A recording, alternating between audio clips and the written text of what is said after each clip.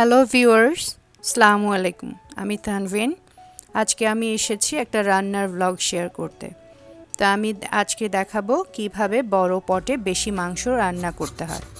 তার জন্য আমি প্রস্তুতি নিয়ে নিচ্ছি। আমার সব আদা, রসুন, পেঁয়াজ কেটে এবং গ্রেট করে নিচ্ছি। এই যে আমার সব রেডি, আমার মাংস ধোয়া সব কিছু রেডি। এখন আমি আস্তে আস্তে একটা একটা করে সব কিছু মিশিয়ে নিব। তবে এখানে আমি আমার রেসিপিটাও শেয়ার করেছি, আপনারা চাইলে এখান থেকে দেখে নিতে পারবেন। তো আমি মাংস যখন আমি চুজ করি তখন কিন্তু আমি মাংসটা শুধুই মাংস নিই না, আমি একটু হাড় এবং একটু যেন চর্বি থাকে, তখন মাংসটা খুব ভালো হয় রান্নাটা। তা এখন একে একে আমি সব আমার স্পাইসেসগুলি দিয়ে দিচ্ছি। এই যে আদা, জিঞ্জার, গার্লিক, রসুন, চিলি পাউডার, মরিচ, আর এখানে একটা মশলা কারি পাউডার দিচ্ছি, যেটা আমি বাংলাদেশ থেকে নিয়ে আসি। আমার শাশুড়ি সবসময় আমার জন্য পাঠান, আমি খুব পছন্দ করি। আর হলুদ দিলাম, টার্মারিক, আর লবণটা, সল্টটা পছন্দ মতো, তবে বেশি একসাথে না দেওয়া ভালো। তারপরে এবার আমি 4 কাপ পেঁয়াজ কাটা মিশিয়ে দিচ্ছি। তারপরে 3/4 কাপ অয়েল দিলাম, 1 টেবিল চামচ ভাজা জিরার গুঁড়া।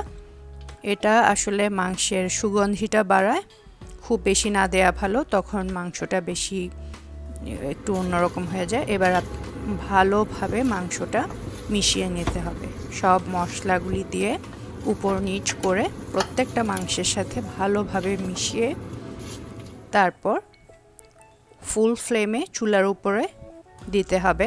তো ঢাকনা দেওয়ার আগে ওখানে 2 কাপ গরম পানি, হট ওয়াটার, আমি ইলেকট্রিক কেটল দিয়ে 2 কাপস হট ওয়াটার এই মাংসের সাথে মিশিয়ে নিয়েছিলাম। তারপরে ঢাকনা দিয়ে 30 মিনিটের জন্য আমি রেখে দিব। এই ফাঁকে আমি কিন্তু আরেকবার নেড়ে দিয়েছিলাম। এবার 30 মিনিট পরে আমি ঢাকনাটা খুলে তারপর এবার উপর নিচ করে ভালোভাবে আবার মিশিয়ে দিব সব মাংস। এভাবে মিশানো শেষ করে আমি আমার মাংসের এই হাই ফ্লেমটাকে আমি হাফ করে দিব। তারপর আরও 30 মিনিটস রাখবো। আফটার 30 মিনিটস আমার মাংসের লুকটা এরকম আসছে। এখন অলমোস্ট কুকড হয়ে গেছে। এবার হলো অ্যাড করা একটু সরিষার তেল বা মাস্টার্ড অয়েল। আমি চুলার উপর একটা প্যানে সরিষার তেল দিয়েছি আধা কাপ। তারপরে আধা কাপ পেঁয়াজ দিয়ে ওটা একটু লাল করে নিয়েছি, বেরেস্তা করে নিয়েছি। তারপরে মাংসের সাথে অ্যাড করে দিয়েছি। আমি মাংসের সাথে অ্যাড করে ভালোভাবে উপর নিচ করে মিশিয়ে 5 মিনিটের জন্য রেখেছি। তারপর এবার আমার মাংস রেডি। এই মাংসটা আসলে খুবই মজার। এটা দিয়ে আপনি সাদা ভাত দিয়েও খেতে পারবেন, পোলাও দিয়েও খেতে পারবেন, রুটি দিয়েও খেতে পারবেন এবং পরোটা দিয়েও খেতে পারবেন। এটা একটা সিম্পল এবং খুবই টেস্টি, যে কেউ পছন্দ করবে। যদি আমার রেসিপিটা আপনাদের ভালো লাগে তাহলে লাইক, কমেন্ট করতে ভুলবেন না। আর যারা সাবস্ক্রাইব করেননি এখনও, অবশ্যই সাবস্ক্রাইব করে নেবেন। দেখেন আমার মাংসটা কত সুন্দর হয়েছে। ইনশাআল্লাহ দেখা হবে আবার নতুন ব্লগে।